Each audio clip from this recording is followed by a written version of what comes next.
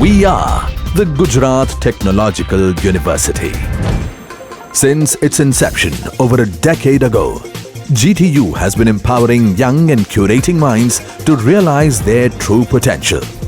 Over 4 lakh inspired students are enrolled with one of the premier academic universities in India. With more than 450 affiliated colleges in its fold operating across 5 zones of the state, GTU, the International Innovative University, your place to move forward.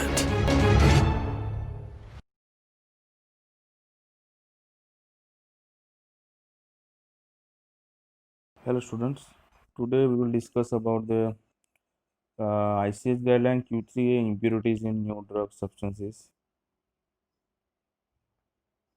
These are the contents: introduction, classification of impurities, rationale for the reporting and controlling of impurities, analytical procedures, how we can list the impurities in specifications, and qualification of impurities, likewise thresholds. And then in the annexure, sorry, attachment 1 and attachment 2 and attachment 3, we will discuss about the thresholds and how we can report the impurity and how we can qualify an impurity in the given analysis or given mixtures, and decision tree for identification and qualification, that how we can make the decision out for any new impurity that will arise in the new drug substance or formulations.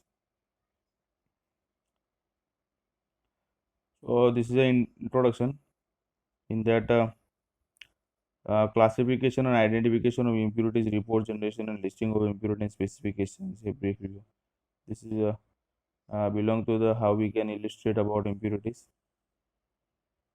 The following types of drug substances, it includes biological, peptide, oligonucleotide, radiopharmaceutical, fermentation product, herbal product, food products. So majority of products are included in this guideline, and specifically it is for non-binding recommendation. So at the later stage we will discuss about the bioanalytical method validation guidelines. Classification of impurities, as we know about that, impurity can be classified into 3 categories: organic, inorganic, residual. And during the manufacturing, it may arise from the key starting material, byproducts, intermediates, degradation products, reagents, ligands. These are for the organic impurities, and for inorganic, it may produce from the reagents, ligands, heavy metals, inorganic salts, and the reactor itself. So organic impurities, these are structure analogs of the main API. Maybe they are the related substance. Out of that, we have to control them, and for that, the actual impurities present in the new drug substance at a level greater than identification threshold. Now, what is identification threshold? That we will see about in attachment 1. That is calculated using the response factor of the drug substance. For the calculation of response factor, we need to derive the linearity, and on the basis of lethality of the particular impurity, we can derive the response factor of the drug. Note that any impurity at a level greater than the identification threshold in any batch manufactured by proposed commercial process will be identified. So there is a identification threshold, reporting threshold, and qualification threshold. According to that, the impurities has to be qualified if this impurity is greater than the identification threshold level. What are the levels that we will discuss later in attachment 1 and attachment 2? Inorganic impurities, these are the impurities normally carry over of catalyst during the manufacturing of API in the reactor, or the it may be atmospheric impurity if it is contact with the outer atmosphere. Acceptance criteria should be based on pharmacopoeia standards or known safety data. The safety, it involves the toxicological data, and if it is present in very minor quantity, like for example amines is there, they have very low ppm limit, the threshold limits is very low, and beyond that it will go, that may arise for the toxicological study. Solvents, As we know that during the manufacturing of new drug substance, we require solvents. Organic solvents, for example, pyridine is there, tetrahydrofuran is there, then DH is there, dihydro, acetyl, and acetone, and IPA, and all that thing. IPA and methanol are generally used for the washing purpose. So cleaning validation is there, and during that, the same calculation apply for the impurities and for the relative substance analysis. Analytical procedure, this includes in the Q2A and Q2B analytical method validation guideline. It includes the several parameters like specificity, linearity, accuracy, precision, robustness, ruggedness, and this all includes impurity level detection and linearity studies. LOQ and LOD itself, yes. The quantitation limit for the analytical procedure should not more than smaller than equal to the reporting threshold. This is important because quantitation limit should not be more than a reporting threshold. So if a reporting threshold is low, okay, and the limit of quantity LOQ level is higher, than how we can quantitate the reporting threshold. So the quantitation limits should be below than the reporting threshold, so that we can quantitate the reporting level. Organic levels can be measured by a variety of techniques, including those that compare an analytical response for an impurity to that of an inappropriate and the external criteria and analytical procedure used to estimate the identified and unidentified impurities can be based on analytical assumptions, equivalent detector response. So it may chance that during the if we are uh,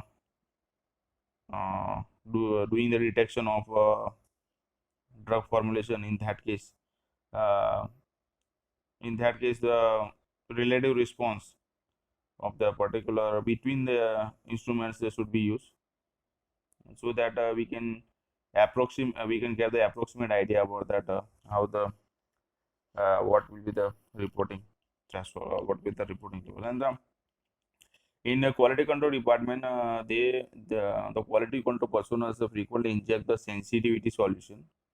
The sensitivity solutions, it corresponds to the LOQ limit, that is the LOQ, maybe at the LOD level also, so that some companies used to inject that sensitivity solution in the HPLC instrument.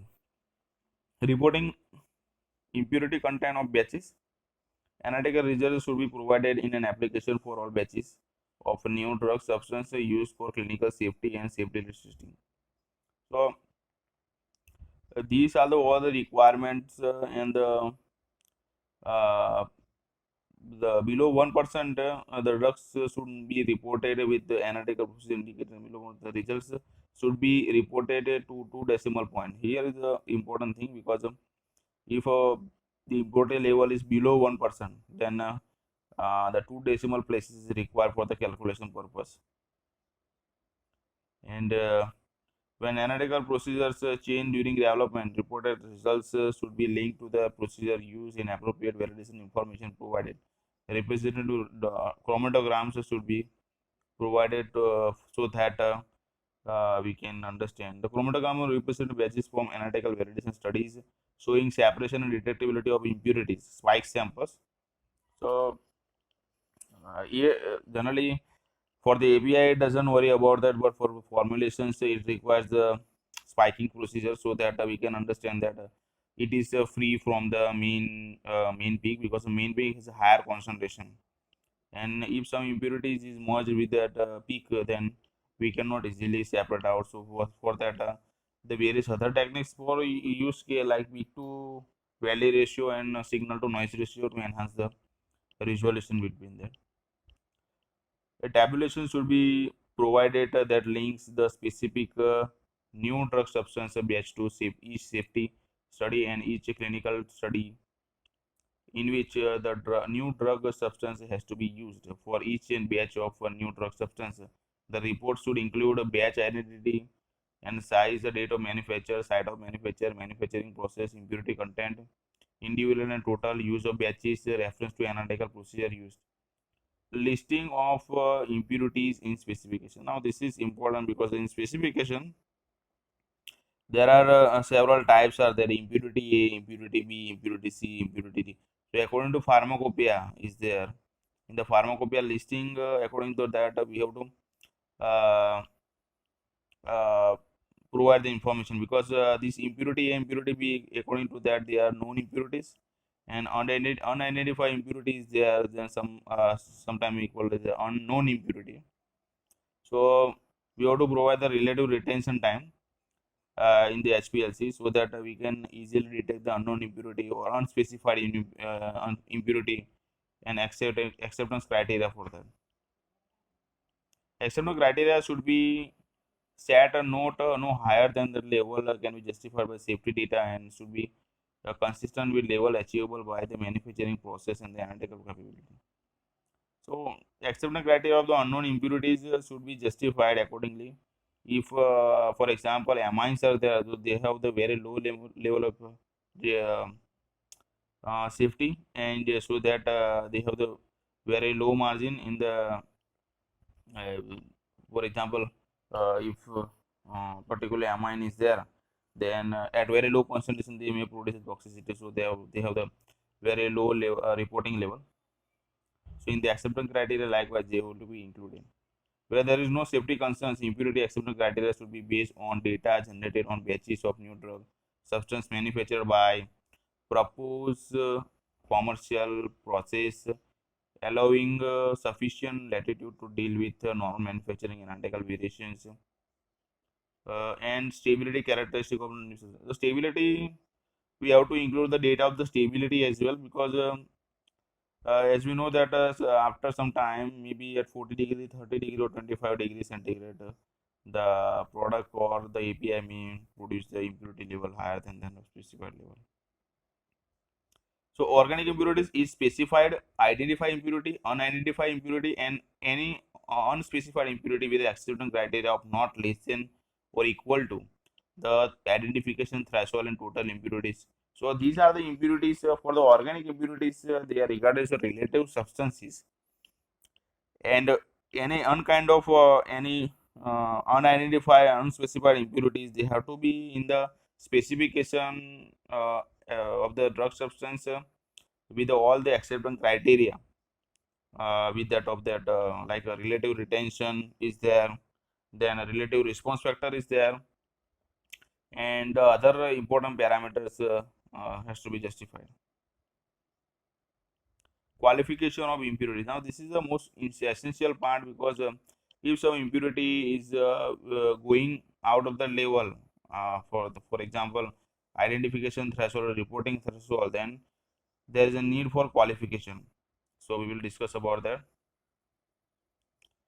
So if data are unavailable to qualify the proposed exclusion criteria of an impurity, studies to obtain such data can be appropriate with a usual qualification thresholds given in attachment. So we will see about the attachment one, that how we can make the decision out of that, the whether impurity is going uh,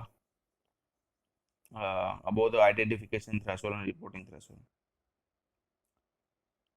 So any new impurity observed in later stages of development should be identified if its level is greater than the identification threshold given. So whatever the decision that we are making, if it is greater than the identification threshold, then we have to qualify the impurity uh, according to decision tree for identification and qualification that we will see in attachment 3. So this is a grossly some definition, and attachment 1, this is attachment 1.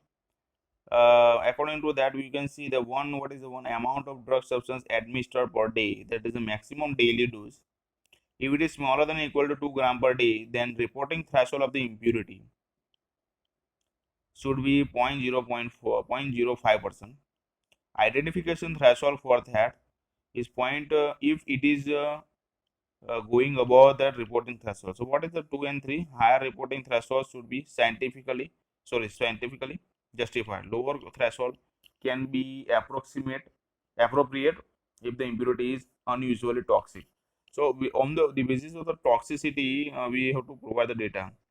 And for the qualification of impurities, we have to provide the data of NMR, nuclear mass resonance, in the mass spectroscopy data for the molecular mass of the impurity, so that the impurity can be identified first.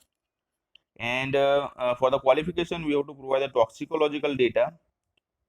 If the impurity is above the level of identification threshold, that is 0.10%. If it is it has a daily dose of smaller than or equal to 2 gram per day. If impurity has a drug substance has a daily dose of greater than, now this maximum daily dose, it is for drug substance, it is not for impurity. And thresholds are for the impurity, like reporting threshold, identification threshold, and qualification threshold. So reports are for qualification purpose, accepting criteria purpose, and maximum daily dose is for the calculation purpose. Here is the illustration of reporting impurity results for identification qualification of in an application. So here, for example, 1.5 gram of daily dose is there, and the reporting threshold 0.05%, identification is this, and qualification is this. So raw result is obtained, that is in percent. A reported result and a calculated total daily dose intake of impurity of the rounded result in milligram. And action, what will be the action we are taking, whether impurity level is exceeds 0.10% or not. We depend on that, we have to provide the data. So basing on the row result that we are obtaining, in the third row, the reported thresholds, okay, the reported thresholds and calculated total daily intake of impurity round in result. So the third column is important because in that the impurity that we are taking daily, that is calculated. Here in the third row, 0.6 means it is above the identification threshold 0.10, and so the quality identification it exists in the identification threshold is 0.10, that exists, so that we have to provide the identification. Identification means we have to identify the impurity, that its structure and all that thing, using the mass spectroscopy and NMR. And if it is above the qualification threshold, like in the fourth row, that is 0.8, and for the that is 0.8 is above that qualification threshold, and for that we have to qualify the impurity using the toxicological data. Now toxicity, it is basing on clinical trials, that whether that identify and whether the identify impurity has any kind of toxicity or not. For example, amines has very low level of impurity, means reporting threshold, and so that we have to if it is going above the reporting threshold, we have to provide the toxicological data for that, like ED50 value and LD50 value. LD50 value, the lethal dose of the impurity. Second case is there, in that the maximum daily dose is a 0.8 gram, reporting threshold is there 0.05, and identification is 0.10, and qualification threshold is 1.0 TDI, that is total daily intake.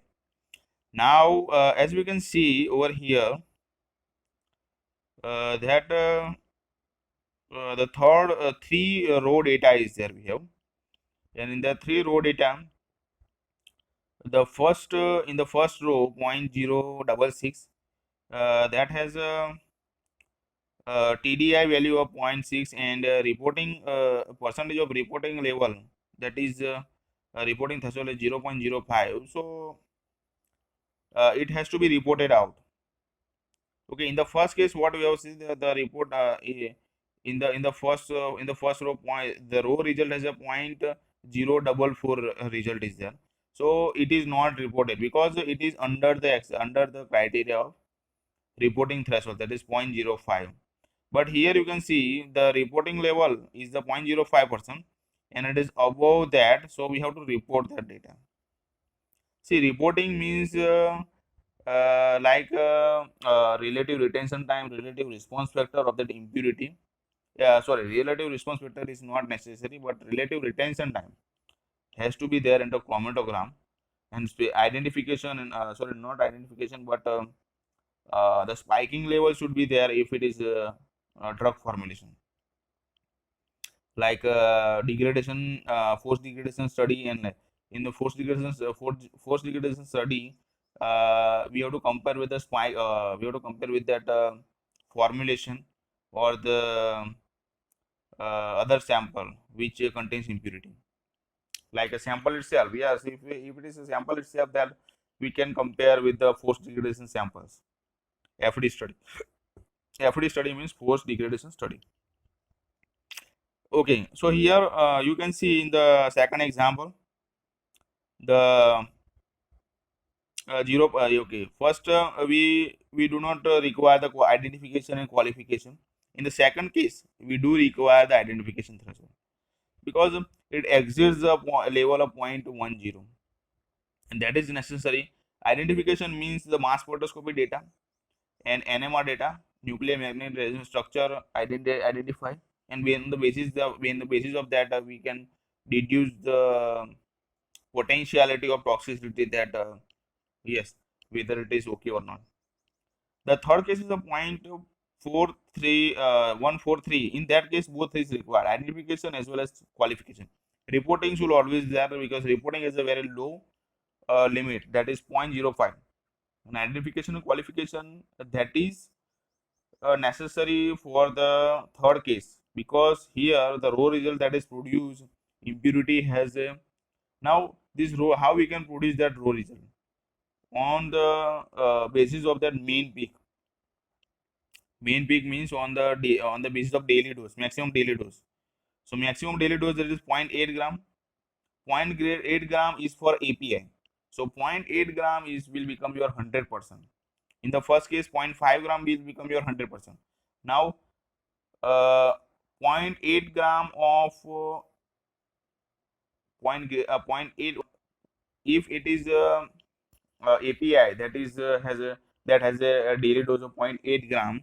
Now 0.8 gram is for 100%. Now 0.066, that is for how much? On likewise calculation, we can obtain that impurity level in gram also.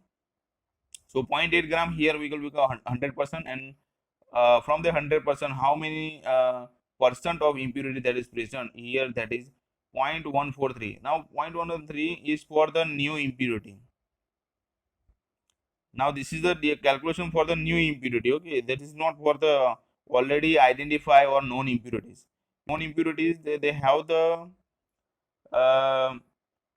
already known impurities, they have the reporting threshold and identification threshold in pharmacopoeia. But here we are calculating the qualification threshold, RPR, reporting threshold and identification threshold for new impurities that is not previously known. Okay.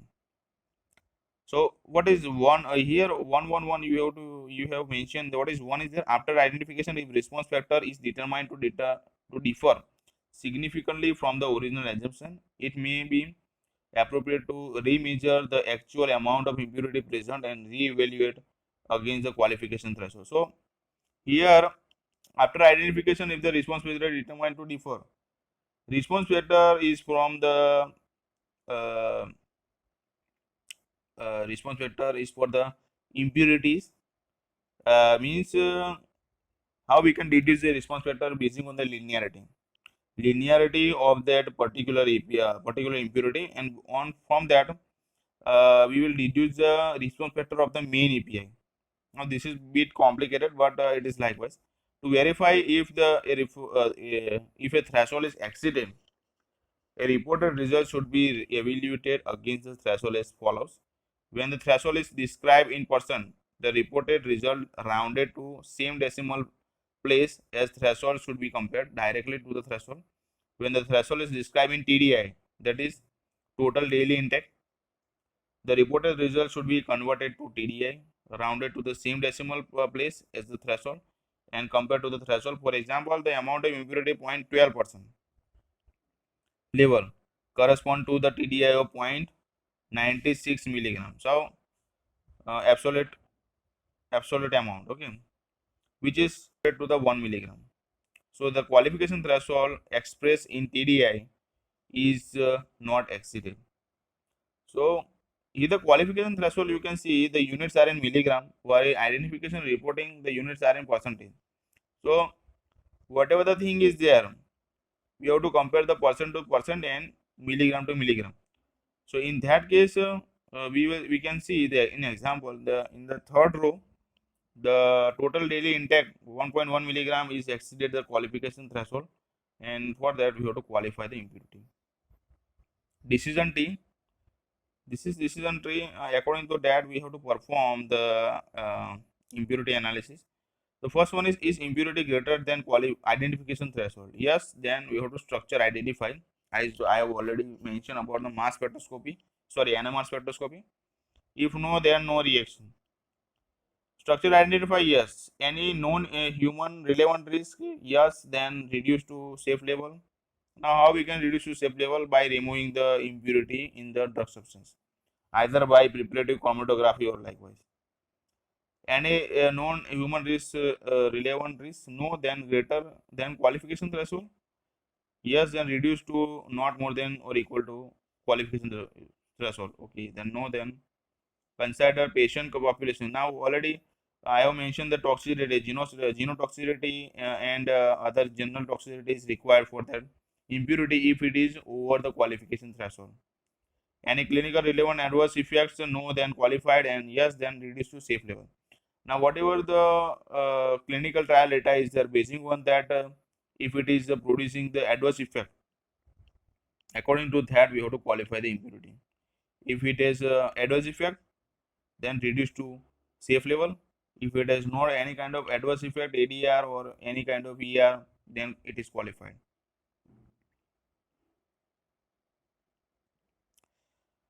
Notes on attachment 3.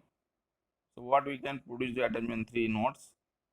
If consider desirable, a minimum screen, that is genotoxic potential, should be conducted. A study to detect a point mutations and one to detect formation. Then this is all about the genetic toxicity and general toxicity. And according to that, we have to fix the safety level and whether it is producing any ADR on that. Basing on that, we have to qualify or disqualify the impurity level, or we have to reduce it to safe level. This is the end of that impurity. Thank you.